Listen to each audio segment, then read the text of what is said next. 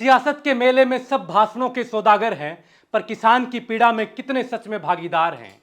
सत्ता के सौदागर कुर्सी संभाले बैठे हैं, जनता के दुख में बेनीवाल ही सबसे आगे खड़े हैं। डोली की धूल में दर्द है, पानी में जहर का राज है, पर इस सन्नाटे को तोड़ने वाला सिर्फ बेनीवाल आज है।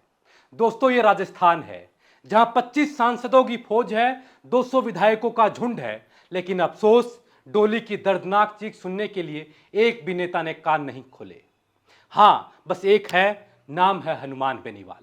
आप उनसे प्यार करें या नफरत करें, आप उनकी राजनीति से सरोकार रख सकते हैं, नहीं भी रख सकते हैं, उनसे सहमति रख सकते हैं, नहीं भी रख सकते हैं, लेकिन सच्चाई यह है कि कम से कम वो सड़क से लेकर संसद तक मुद्दा उठाने का साहस रखते हैं। जरा सोचिए, बालोतरा, डोली और आसपास के 60-70 गांवों में ऐसे हालात हो गए हैं कि वो मानो वो आजाद ही नहीं हुए हो। नदी में जहर बह रहा है, खेत बंजर हो रखे हैं, बच्चों में बीमारियां फैल रही हैं, कैंसर तक पनप रहा है। लेकिन सरकार, अरे साहब, सरकार तो सिर्फ वादों की फैक्ट्री है। विपक्ष कहां है? इंडिया गठबंधन कहां है? कांग्रेस बीजेपी के नेता कहां हैं? कोई एमएलए, कोई मंत्री, कोई अफसर रात भर डोली में क्यों नहीं ठहरता? क्या उन्हें लगता है कि दूषित पानी सिर्फ गांव वालों को मारता है, नेताओं के पेट में नहीं जाएगा? हनुमान बेनीवाल ने दिखा दिया कि असली नेता कैसा होता है।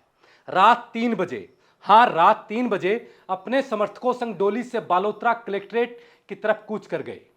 धरना दिया, घेराव किया, नारेबाजी हुई और मजबूरी में कलेक्टर एसपी को मौके पर आना पड़ा। अधिकारियों ने रातों रात आश्वासन दिया, प्रोजेक्ट रिपोर्ट बनाने की बात की और दूषित पानी की सप्लाई रोकने पर हामी भरी। यही होती है किसी नेता में काम करवाने की मादा जो हनुमान बेनीवाल रखते हैं। सांसद हनुमान बेनीवाल ने साफ कहा, यह कोई राजनीति का मुद्दा नहीं है, यह जीवन और मौत का सवाल है। बच्चे बीमार हो रखे हैं, किसान बर्बाद हो रहे हैं और लोग अपने ही जमीन पर जहर पीने को मजबूर हैं। वार्ता के बाद सहमति बनी, फैक्ट्रियों से आने वाला गंदा पानी फिलहाल तुरंत रोका जाएगा, नई सप्लाई बंद होगी और स्थानीय समाधान के लिए डिटेल प्रोजेक्ट रिपोर्ट तैयार कर निस्तारण की प्रक्रिया शुरू की जाएगी। आश्वासन मिला तो सुबह 3:30 बजे बेनीवाल ने अनिश्चितकालीन धरना स्थगित किया। अब सोचिए, 200 विधायक और 25 सांसदों का राजस्थान, पर जनता को चाहे सिर्फ एक हनुमान बेनीवाल। बाकी तो बस सत्ता की कुर्सी पर बैठकर चुनावी भाषणों में राम राम करने वाले हैं। भाई साहब, यह कोई चुनावी रैली नहीं है और ना कोई चुनावी रैली का मुद्दा है। यह किसानों की जिंदगी, बच्चों के भविष्य और धरती के पर्यावरण का सवाल है।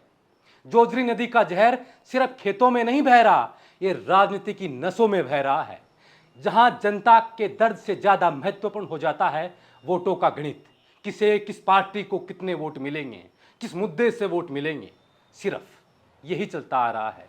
लेकिन शुक्र है, इस जहरीली सियासत के बीच एक आवाज है हनुमान बेनीवाल की, जिसकी आवाज में गुस्सा है और किसान की पीड़ा भी। और यही आवाज आज डोली से उठकर पूरे राजस्थान तक गूंज रही है। इसी पर हमारे सीनियर पत्रकार त्रिभुवन जी लिखते हैं कि हनुमान बेनीवाल की सक्रियता जोजरी नदी आंदोलन में किसान नेता की असली पहचान को उजागर करती है।